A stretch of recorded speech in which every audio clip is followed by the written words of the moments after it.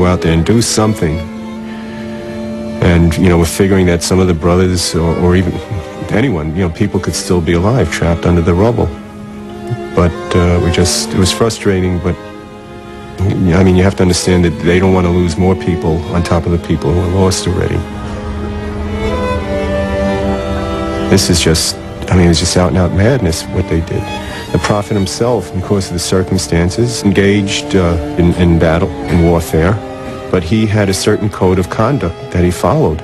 So you have to separate fanaticism, which every religion has, from the reality and the truth of that religion. These are fanatics who have lost sight of what the purpose of religion is, and they're acting, on their own. What hurt me probably most of all was out of the World Trade Center attack was that here is a religion that I entered because of the universality and the tolerance that is throughout the book and throughout the sayings of Prophet Muhammad. Yet these people who did that and were behind it and planned it were just so intolerant and so disregarding of their own tenets that they could do something so horrific and kill people in such a horrible manner. It was hard. It was hard because it just, that sinking feeling in the pit of your stomach. It's like, after you do all this work and you try so hard, now we've got to deal with this.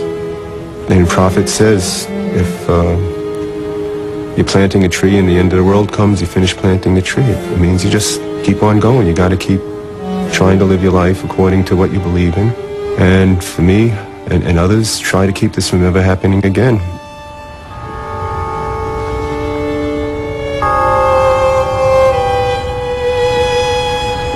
September 11th underscored the need to have dialogue with non-Muslims and other faiths to understand each other and to try to resolve these hot spots that fester and cause this type of hatred.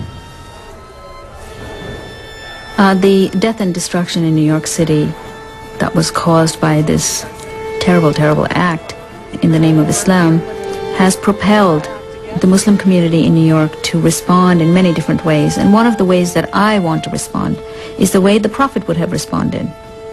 To just talk about the humanity which we all belong to. Since September 11th, Muslims have gone to churches, to synagogues, to schools, to explain our faith. However, people still kept asking, where are the Muslims? And why aren't they doing something about it? So I started thinking about this, and I said, what is it that we are not doing right? Maybe we need to respond in a more gentle way. So I looked around for the mildest people in our community, the artists in our community. And the first person I called was Muhammad Zakaria. Catastrophes have brought us here, but not all is lost. Through our art, we pick up all these broken pieces and try to put them back together again and make something that's going to work. Revenge, suicide bombing, things of that kind, they have no place in Islam. They must never have a place in Islam. Never. Never. Islam is really a soft thing. It's not a hard thing. And so we have to approach it with softness and be soft to each other. Yasiru wa la tu'asiru, the Prophet said. Make it easy and not difficult. So we should put away all those angry words, the harsh and strident rhetoric that we've been dealing with for all these years, that we've suffered through this sweet religion with this beastly stuff, and come out into the light and be bright. Be bright in America and look in the mirror. That's what we have to do. Assalamu alaikum. This piece is the golden rule of Islam. It is the basis of the relations between people. It means there is no harming of other people in Islam and no returning or retaliating harm for harm. And so that's why I did it, to respond through the sayings of Muhammad the man.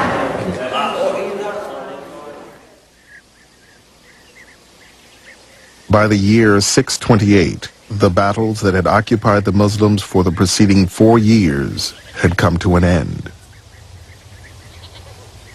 Once the Muslims were no longer fearing the threat of total extermination, Muhammad knew that the time for fighting had stopped, and it was now time to make an extraordinary initiative, a peaceful, non-violent initiative.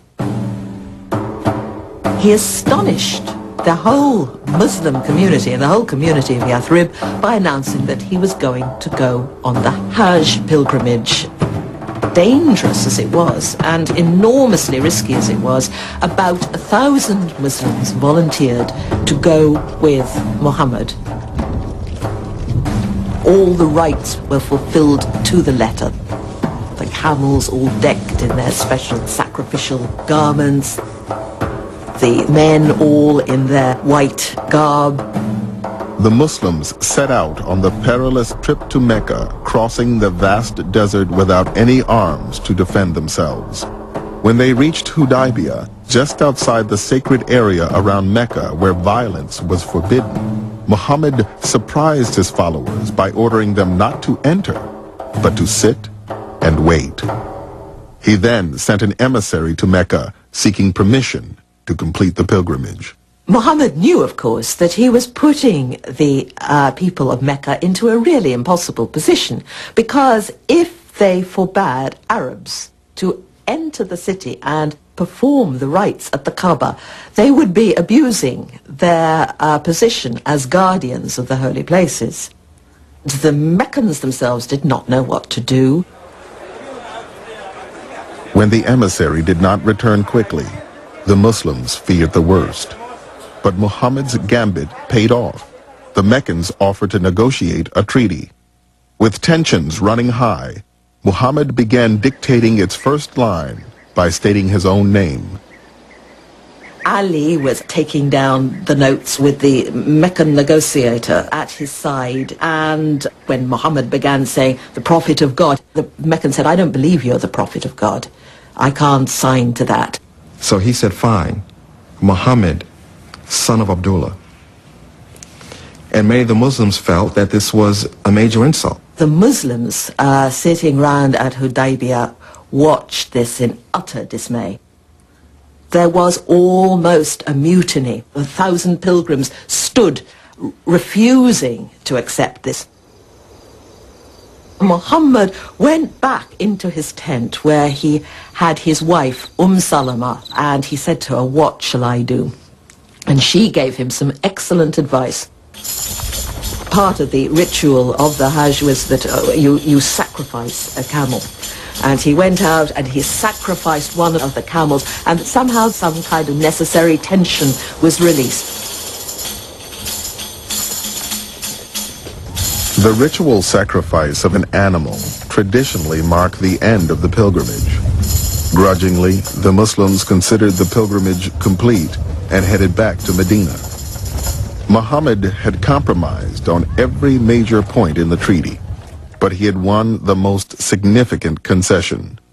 In return for postponing their entry into Mecca for a year, the Muslims had secured 10 years of peace and official recognition as a political entity. Muhammad had proved himself as capable a diplomat as he was a religious leader.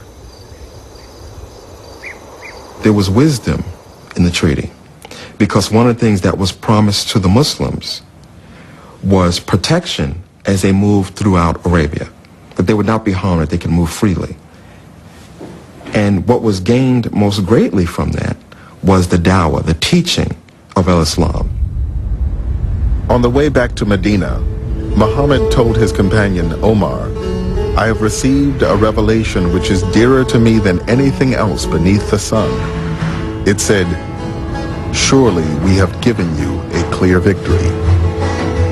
Then more and more and more people came to Islam. More and more people turned to Muhammad. It sent out a huge signal of strength of purpose, utter courage, utter panache, and utter wisdom